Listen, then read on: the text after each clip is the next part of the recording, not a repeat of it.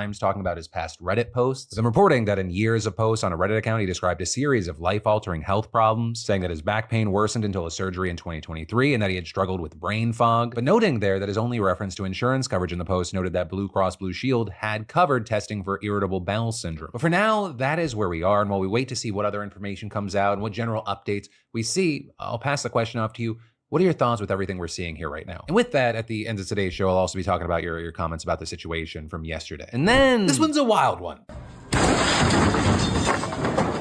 So before I started talking about news for a living, I had a million jobs, and among them, I was a customer escalation expert. So you call a place, you're not happy with how it's going, there was a chance you'd get me. But as someone who grew up in an unsafe home, I was fantastic at de-escalation and listening. But I have never dealt with someone like Michael Lee Murray, who is the man behind the wheel there. Because apparently what happened is that he woke up Monday morning looking to get a pair of wheels from a car dealership in Utah. So he goes out and he buys a used Subaru Outback for $4,000 and he leaves. But then a couple hours later, he returns complaining about mechanical issues that he claimed jeopardized his safety. So he demands a refund, but according to him, the dealership refuses, with the manager telling Fox that they had informed Murray before he bought the Subaru that the car needed work. But whatever actually transpired with the purchase, Murray was like, okay, if you're not gonna give me my money back, I'm gonna give you this fucking car back. Hence the of it all. Right, driving straight through the front of the building and into a desk, sending employees scrambling, with him then stepping out of the vehicle, giving, in his words, all those motherfuckers and I told you so, and then exiting through the door he just made with his car. Right, and all of this after reportedly Murray actually warned the dealership that he was gonna do exactly what you just watched him do. With the manager also recalling their reaction to Fox saying, we're like, whoa, we don't need to do that. Sit down, we can figure this out, we can find a solution. With them also claiming that they offered Murray his money back or a different car just before the incident. Now with this, luckily no one was hurt, even though 7 salesmen were near the front door when the car came bursting through. Though of course, there was damage, right? The dealership suffered an estimated $10,000 in damage. And as for Murray, he ended up getting arrested and released yesterday. And in fact, Inside Edition already grabbed this guy for an interview. I was just really angry.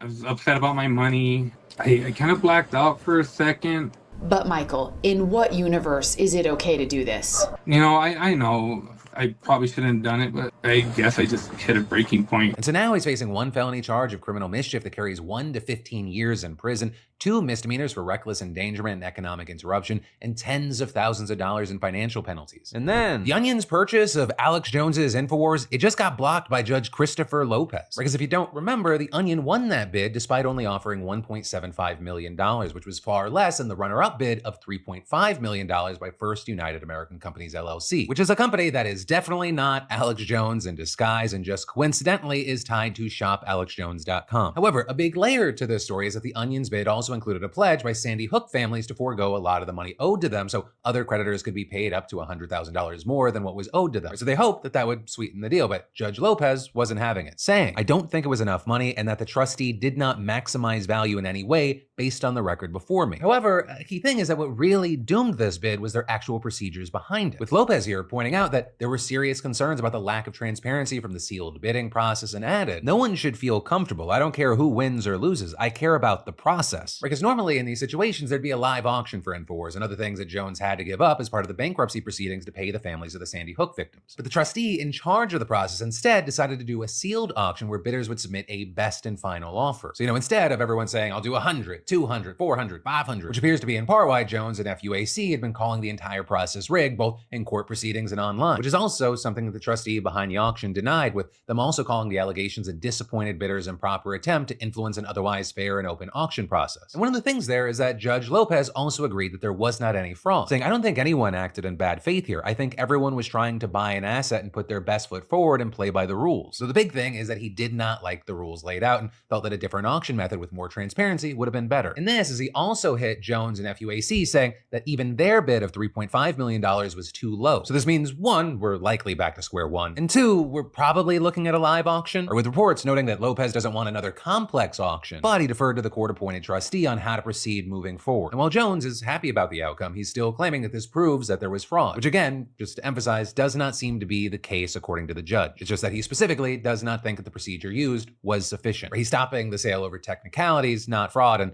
Obviously, The Onion, they're upset with this outcome, with the CEO of their parent company writing in a statement, "We are deeply disappointed in today's decision, but The Onion will continue to seek a resolution that helps the Sandy Hook families receive a positive outcome for the horror they endured." And this is Chris Mattia, lawyer for the families, said, "The decision doesn't change the fact that soon Alex Jones will begin to pay his debt to these families, and he will continue doing so for as long as it takes. But as far as how long will it take and how it plays out, that remains to be seen right now." But then, taking a quick breather from the news, it's week 14 of football, and y'all, what a season it's been. And what's made it even more exciting for me is today's sponsor, Prize Picks. You can run your game all season with Prize Picks, and I definitely have been. Because Prize Picks is a fantasy sports app with over 10 million members, billions of dollars in awarded winnings, and they've made daily fantasy sports accessible to everyone. And here's what's extra special this holiday season, right? Prize Picks is giving away 2 free picks in December and over $30 million in rewards during Picksmas. It's easy, you just pick your players, submit your lineup, and you're done in less than 60 seconds. This week, personally, I've got Jared Goff for more than 255.5 pass yards, Saquon Barkley for more than half of a rushing or receiving touchdown, and Travis Kelce for more than 59.5 receiving yards. And if you haven't yet, click the link in the description, download the app today, and use code DeFranco to get $50 instantly after you play your first $5 lineup. That's $50 instantly after you play your first $5 lineup when using code DeFranco. Make your holidays brighter with Prize Picks, the best way to add some real money action to your favorite sports. But then, this is a weird and wild one. New Jersey is currently being haunted by a fleet of mysterious drones, and literally no one knows who they belong to or what the fuck they're doing. And we need to figure out what the hell is happening, because it is hurting people I care about and do conspiracy theorists. Right, so since mid-November, large unidentified drones have been spotted at night in around a dozen different counties. Well, very notably here, drones are legal in New Jersey for recreational and commercial use.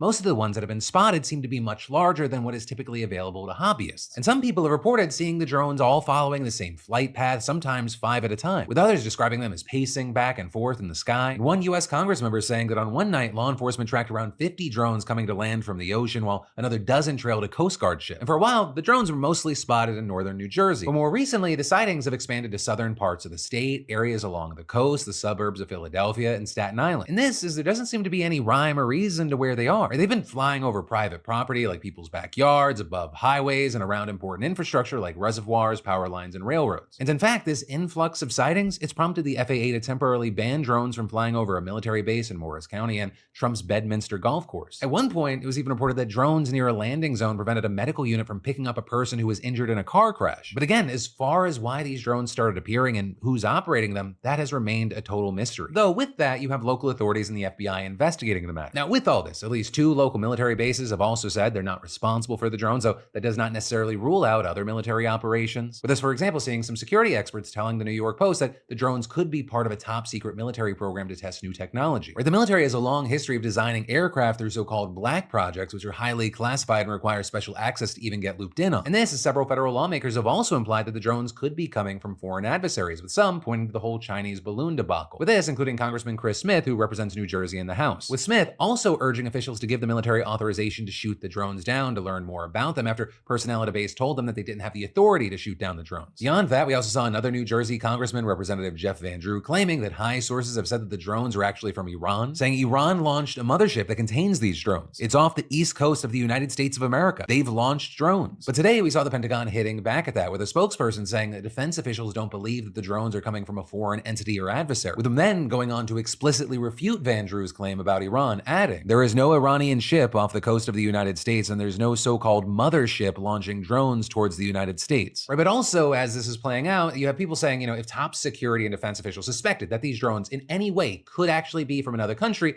they'd probably be acting much more aggressively. With again, people pointing back to the response we saw with the Chinese balloon. And to that point, you have numerous authorities and elected officials, including the state's governor, repeatedly saying that the drones do not appear to be a threat to the public or pose safety concerns. But also, when asked if the drones present those threats during a congressional hearing yesterday, the assistant director of the Critical Incident Response Group for the FBI responded, "There's nothing that is known that would lead me to say that, but we just don't know, and that's the concerning part of it." But then, at the same time, this whole mystery surrounding the situation has created space for wild speculation and fostered conspiracy theories. Right, so it's unsurprising that so many law enforcement and government officials have expressed extreme frustration with this whole situation, and many are now demanding answers. With, for example, a group of nearly 24 mayors in New Jersey writing a letter calling on the state's governor to take more definitive investigative action and communicate more clearly with both law enforcement and citizens, arguing the lack of information and clarity regarding these operations has caused fear and frustration among our constituents, a general sentiment that's also been echoed by multiple multiple Congress members from New Jersey, with at least one demanding an immediate public briefing from federal authorities. And hell, I mean, yesterday you had a state senator going as far as to call for a limited state of emergency to be declared over the drones. But ultimately, that is where we are with this right now. We'll have to wait to see what happens. But personally, my money is on time-traveling aliens from another dimension. Not because it's likely, but I think it would be the most fun outcome. It's almost the end of the year. I'm kind of over everything right now, and so at least that would